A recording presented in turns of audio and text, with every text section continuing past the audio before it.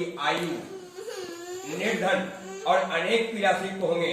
प्रायः पुण्य अति परिश्रम होता है, इससे कलयुग में कोई मनुष्य पुण्य नहीं करेगा और पुण्य के नष्ट हो जाने से सब पापों में प्रवृत्त हो जाएंगे। तो तुच्छ ज्ञान वाले मनुष्य अपने मन से नष्ट हो जाएंगे। हे सूत जी, किस तरह अल्प परिश्रम में थोड़े धन और कुछ में पुण्य प्राप्त हो, ऐसा उपाय आप लोगों से मैं बताना चाहता हूँ। जिसको दृश्य मनुष्य पुण्य पाप करता है उसका भागी होता है। पुण्य का उपदेश करने वाला दयावान, कपट, निष्पाप और निर्विरोधी, ये 4 तरह के मनुष्य में गुण है। तो मनुष्य नहीं, वो नारायण है। संसार में ज्ञानी होकर जो दूसरे को ज्ञान नहीं देता, उसमें ज्ञान को प्रकट नहीं होते। जो पुरुष रत्न के ज्ञान से दूसरे को संतोष देते हैं, उन्हें मनुष्य उदाहरण के नारायण ही जाने। हे मामक, ऐसा कौन सा व्रत है जिसके करने से मनोवांछित फल प्राप्त हो, वो हम लोगों को सुनने की इच्छा है। हे मुनिश्रेष्ठ, आप वेद वेदांत के ज्ञाता है, आप जैसा दूसरा कोई ज्ञानी नहीं दिखता, इसलिए आप वेद व्यास से सिद्ध है। जी, हे मुनिश्रेष्ठ लोग, तुम धन्य हो, तुम साधुओं में वैष्णव में अग्रगण्य हो, कारण के सब प्राणियों का तुम सदैव हित चाहते हो। हे सुनो, मैं आपसे उस उत्तम व्रत को कहूंगा जिस व्रत को नारद जी ने लक्ष्मीपति भगवान से पूछा था और लक्ष्मीपति भगवान ने नारद से कहा।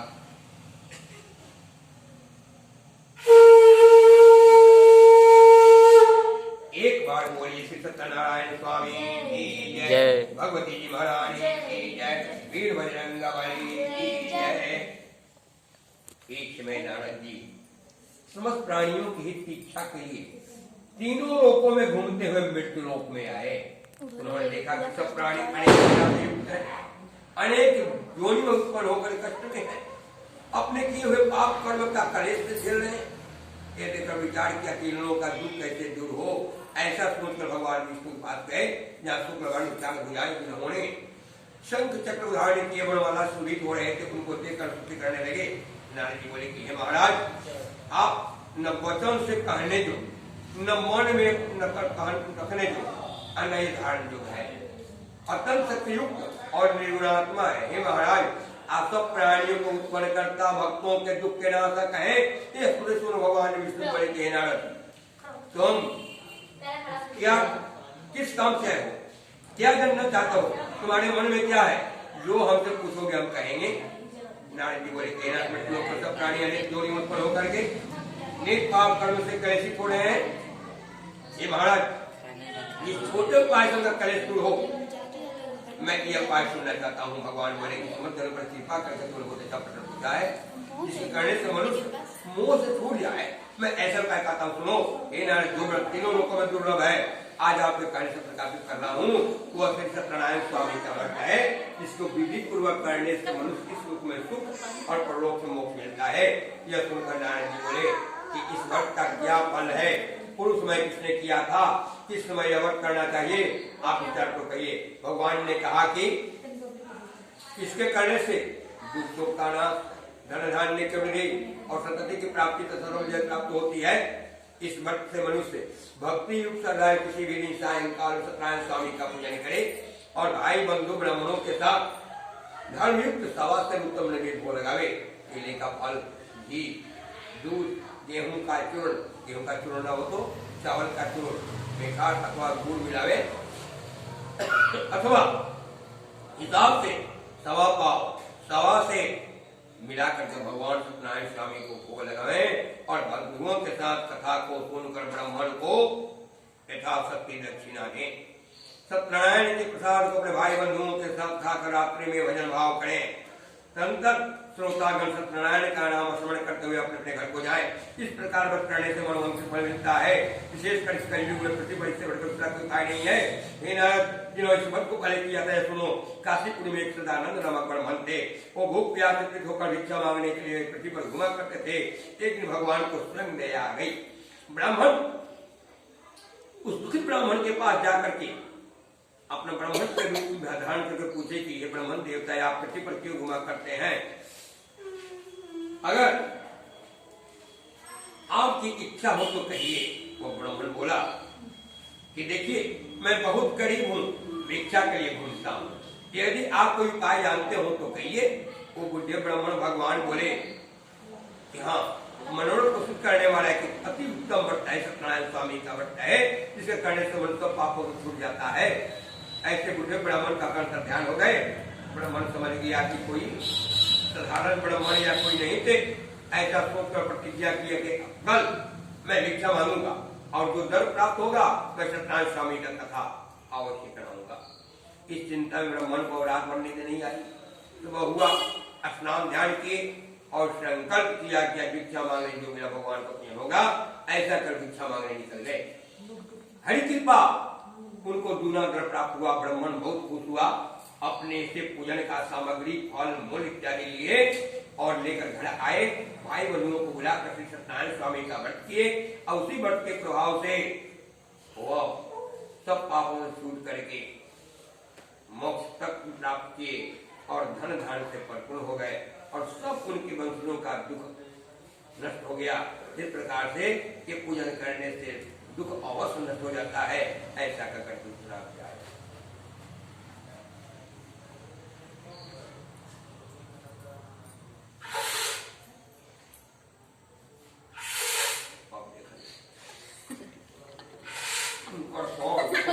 वही बात है।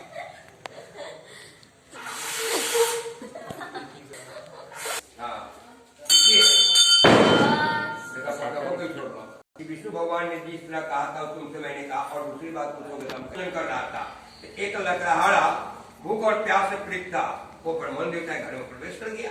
देखा कि ब्राह्मण देवता पूजन कर रहे हैं। नम्रता से हाथ जोड़कर पूछा ब्राह्मण देवता आप ये क्या कर रहे हैं? उन्होंने कहा कि देखो ये सत्यनारायण स्वामी का व्रत है, इनके करने से मैं बहुत आगे बढ़ा हूँ। इनका क्या फल है आप लोग कहिए। तो कहे कि मनोरथ को देने वाला, दुख सुख का नाश करने वाला और सिद्धि को देने वाला सत्यनारायण स्वामी का व्रत है, जिसके प्रसाद का धन प्राप्त हुआ है। यह सुनकर लकड़हारा प्रसन्न हो प्रसाद को खाकर और जल पीकर तो भगवान सत्यनारायण के ध्यान करता हुआ अपने घर को चला गया।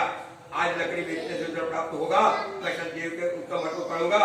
ऐसा मन विचार करके लकड़ी को सिर पर रखा और जहाँ धन्य उड़ा तो वहां चला गया और लकड़हारे दूना धन प्राप्त किया। वो बहुत प्रसन्न होकर के सुंदर केले का फल, शक्कर, दूध, घी, गेहूं का चूर्ण सब सवाई लेकर के आया। अपने भाई बंधु पूरा स्वामी का व्रत किया। उसी के व्रत के प्रभाव से लकड़हारा धन हो गया। इस प्रकार की वस्तु पाकर अंत में सतदेव लोग को चला गया। जाओ जी जाओ करके एक बार बोलिए श्री सत्यनारायण स्वामी की जय, भगवती जी महारानी की जय। अब सूर्य ने कहा कि राजाओं में से कोई दुख नाम के रह जाते वो जितने रजा प्रत्येक दिन देवता के मंदिर में जाकर के ब्राह्मणों को धन देकर संतोष किया करते थे। उनकी पत्नी भी कमल के सदृश मुखावरी पर मुग्धा वह भद्रशिला नदी के तट पर सतदेव जी का पूजन प्रतिदिन किया करते थे। क्योंकि दोनों पूजन कर रहे थे उस समय एक बनिया आया। उस बनिया का नाम था।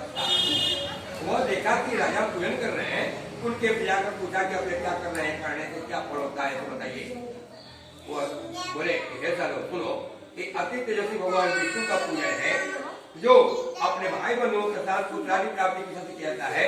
ये अपने बोला कि हे राजन इस व्रत को मुझे कहिए, मैं भी करूंगा, कारण कि मेरे संतान नहीं है, इस व्रत को अवश्य होगी। वह व्रत की विधि जान करके अपने घर में आकर अपनी स्त्री से संतान व्रत कहा और संकल्प किया कि आज हमें कोई संतान होगी तो मैं सत्यनारायण स्वामी का व्रत करूंगा।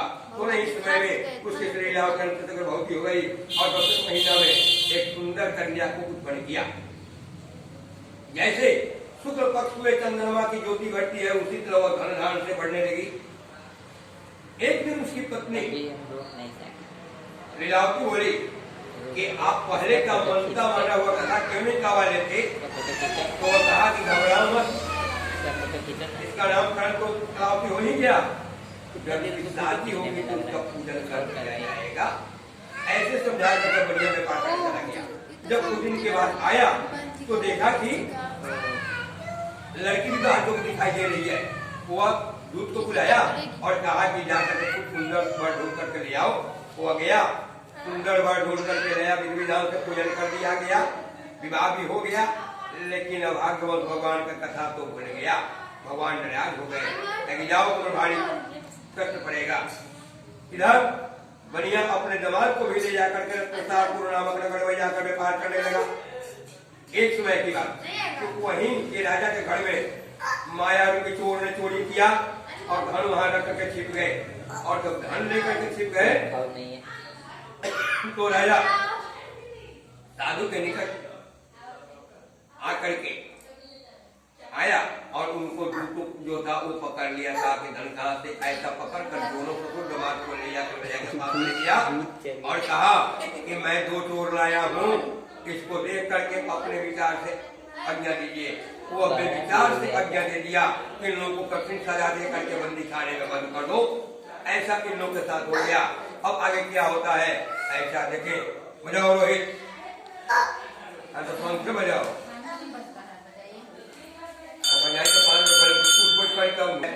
बजरंगबली की जय, भगवती जी महारानी की जय।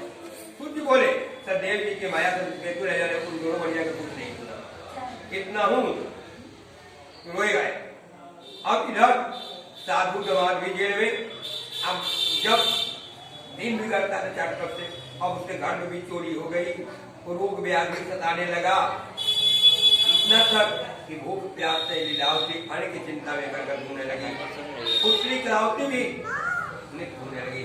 एक दिन रात को भूख से दुखी कलावती को रहा नहीं गया, कलावती की मां का नाम वो एक ब्राह्मण के घर गई और प्रसाद स्वामी का पूजा हो प्रसाद पान की। रात कुछ बिखरने पर आई तो उसको माता दिखाने लगी, बेटी तेरे मन में क्या है। वो पुत्री सब मुझे बोली थी माँ, ब्राह्मण के मैं वहाँ गई, प्रसाद पान करके आई। तब उसके बाद को स्मरण आया कि सत्यनारायण स्वामी का पूजन करना चाहिए, क्योंकि हम लोग कष्ट में है। ऐसा लीलावती और कलावती दोनों विचार करके भगवान का पूजन की। पूजन में कहा कि हमारे पति और दामाद जल्दी घर आ जाए, आप उनके अपराध को क्षमा कीजिए। ऐसा जीवन मांगा सदैव भगवान दया निधि है, उनको दया आ गई। वह जाकर के राजा को स्वप्न में कहा कि ऐ राजन, कल दोनों सजनमणियों को छोड़ देना, नहीं तो तुम्हारा धन को तो सहित नष्ट कर देंगे। राजा स्वप्न में चिंतित था। वो अपने सभा में बैठकर कहा कि मैं ऐसा का स्वप्न देखा हूँ, आप लोग क्या विचार होती है। उन्होंने कहा कि जब स्वप्न है तो क्या है, उसको दोनों को छोड़ दीजिए और धन जितना है उसको देकर हटाइए। ऐसा सोचकर कहा कि ठीक है, दूध को भेजा कि जाओ बंदी खाने छुड़ा कर ले आओ। वो गया, बंदी खाने छुड़ा कर लाया और कहा कि आपका क्या आज्ञा होती है। वे लोग डर से भयभीत थे, फिर भी राजा कहा कि देखो अभाग्यवश तुम लोगों को बहुत दुख मिला है ना। ऐसा कहकर कहा कि अब भय मत करना, और हाथ पैर के कड़ी बेड़ी कटवाया और इत्यादि कराया। फिर तो वक्त का अवसर देकर के संतुष्ट किया और जितना धन लिया था उतना दूना धन देकर कहा कि आप अपने घर को जाए। दोनों बढ़िया राजा प्रणाम कर कहा कि आपकी आशीर्वाद जाता हूँ। ऐसा कहा करके हो गया। तुरंत बजाइए, बंदे की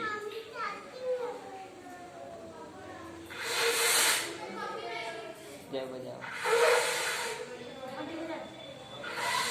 बाजा जय बजाओ की जय, वीर बजरंगबली की जय, भगवती जी महारानी की जय। कुछ बोले कि अब साधु भगवान की मंगल का पूजन करके मन को भर दे करके नगर को चला। लेकिन जो ही नदी किनारे नाव को तालाब से किया तो कुछ जाने वाले साधु के रूप में भगवान पूछे कि तुम्हारे नाव में क्या है। तो बनिया तो धन के घमंड में था कि जेल गए तो दूल्हा धन मिला। वह तुरंत क्या किया, कहा कि मेरे नाव में लता पत्ता है, क्या धन लेने की मन है। कहा कि तुम्हारा ही वाणी सब तो है। जब दूध नृत्य क्रिया करके आया तो देखा इस पर मुझ मेरे नाव में लता पत्ता हो गया, वो मूर्ति तो करके पड़ा। पहली बार में जब तक हुआ तो उसके जमाने का इधर चिंता मत कीजिए, उन्हीं ऋषि के पास लोग पूरा करेंगे। ऐसा कहकर उसके पास गया। अगर पूजन बोला कि मैंने आपसे कहा था उस बात को क्षमा कीजिए, ऐसा कहकर रोने लगा। दंडी महाराज बोले करो, तब वो बढ़िया हाथ जोड़कर कहा कि प्रभु मैं मनुष्य हूँ, मैं आपकी माया रूप को देवता नहीं जानते तो मैं कैसे जान सकता हूँ, इसलिए क्षमा कर दीजिए। ऐसे विचार करके वो राजा वो धन दे दिए।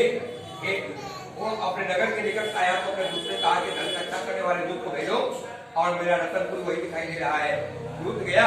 उस समय भैया की पुत्री और पत्नी दोनों पूजन कर रहे थे। वो तुरंत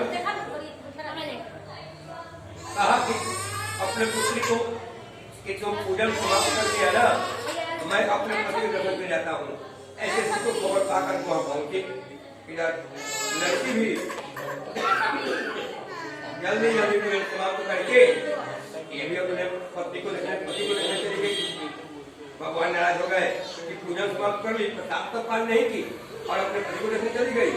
भगवान नाराज होकर के नाव से जल में डूब दिए। अब वहाँ जब गया वो रोने लगा, चिंतित हो गए कि आखिर में नाव कहाँ चला गया। अंत में माता लीलावती ने पुत्री को गोद में लेकर रोने लगी। तो वह कही कि अगर हमारे पति प्राप्त नहीं होंगे तो मैं उनके चरण पादुका कार्य कर सती हो जाऊंगी। भगवान को दया आ गई। तुरंत आकाशवाणी किए कि तुम जाओ, प्रसाद पान करके आओगे तो पति को निसंदेह पाओगे। तुमने प्रसाद को त्याग कर चली आई है। वह घर गई, प्रसाद पान करके आई, देखती है कि सब कुछ हंस कर रहे हैं, फिर भी कही कि जल्दी घर को चलिए। घर गया लोग, सत्यनारायण स्वामी का पूजन हुआ और यह निर्णय लिया गया कि अब हर संक्रांति के संक्रांति भगवान का पूजन होगा। उस समय से उसके घर में पूजा होने लगा। एक बार बोले सत्यनारायण स्वामी की जय, वीर बजरंगबली की जय, भगवती जी महारानी की जय। अब बजाएगा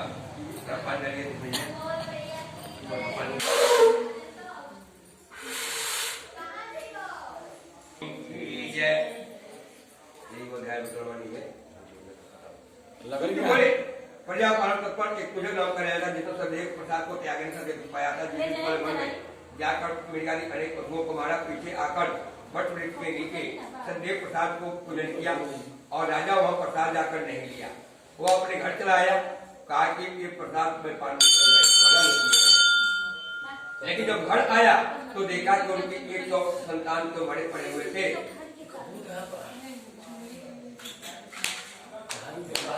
हाँ जो दिन के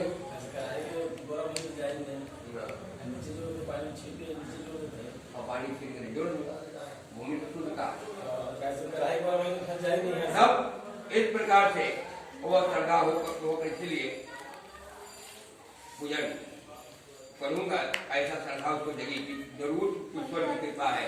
वो फिर ग्वाला के बीच में गए और विधि पूर्वक देव का पूजन किए और उन लोगों के साथ पूजन पाठ करके प्रसाद पान करके जब घर आए तो देखे कि सब लड़के खेल रहे हैं, धन धान पर्याप्त है। इसलिए कलयुग में सदैव स्वामी का पूजन धन देने वाला है। गरीब धन पाता है, कैदी छूट जाता है, भया भय से छूटता है, जो कुछ नहीं। इस पुण्य करने से प्राणी अंत में सब देवलोक को जाता है। विप्रो, मैं सत्यनारायण के भक्त आप लोगों से कहा, जिसके कारण संबंध सब पापों से जाता, विशेषकर पूजा कलयुग में फल देने वाली है। उन्हीं को कलयुग में अनेक नाम से कोई जानेगा। कोई काल कहेगा, कोई सत्य कहेगा, कोई परमेश्वर कहेगा, कोई सत्यनारायण कहेगा, कोई सत्यदेव कहेगा। यानी कलयुग में अनेक नाम भगवान विष्णु के होंगे और सब रूप नाम फल देने वाले होगा। इसलिए उनसे जो प्राणी इस कथा को श्रवण करता है उनके संपूर्ण पाप सत्यनारायण स्वामी के प्रसाद से नष्ट हो जाता है, कुछ करने नहीं। ऐसे करके सबका अध्याय हुआ। एक बार बोले सत्यनारायण स्वामी की जय, वीर बजरंगबली की जय, सत्यदेव महाराज की जय। चलिए अन्ना देखे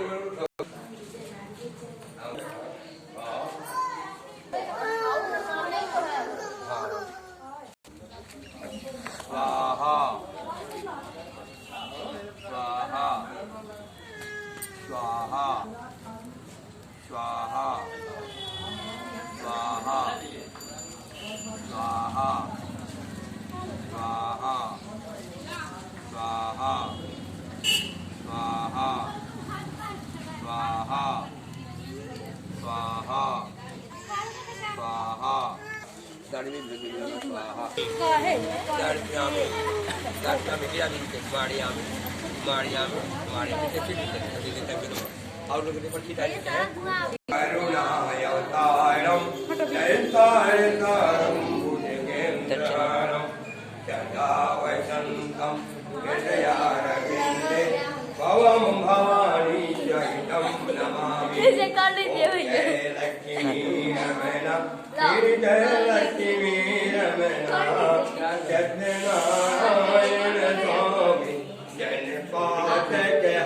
का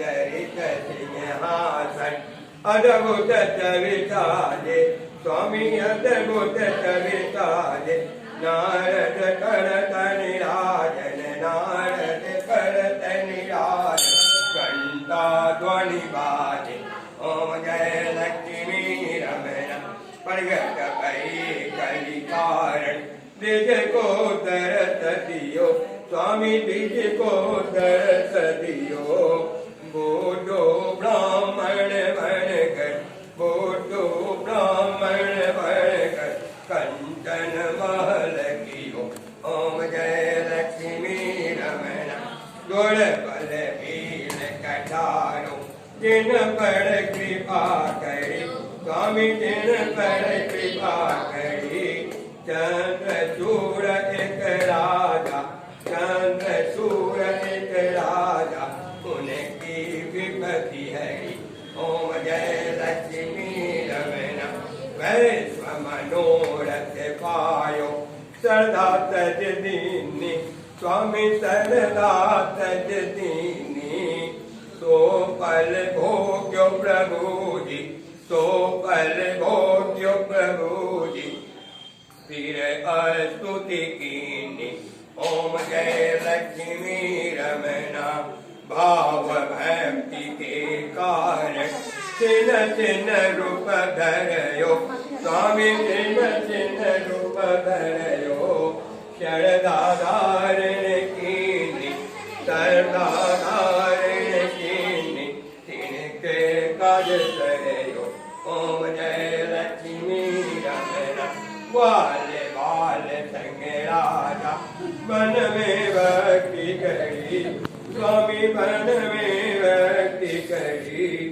मनवांकित फल दिन्यो मनवांकित फल दिन्यो दीन दयाल हरि ओम जय लक्ष्मी रमण चढ़त प्रसाद सवाया कदली पल मेवा स्वामी कदली पल मेवा धूप दीप तुलसी से धूप दीप तुलसी से राजी सतदेवा ओम जय लक्ष्मी रमणा श्री सत्यनारायण जी की आरती जो कोई नर गावे स्वामी जो कोई नर गावे कहत सदानंद स्वामी भजत भोलानंद स्वामी मनवांकित फल पावे ओम जय लक्ष्मी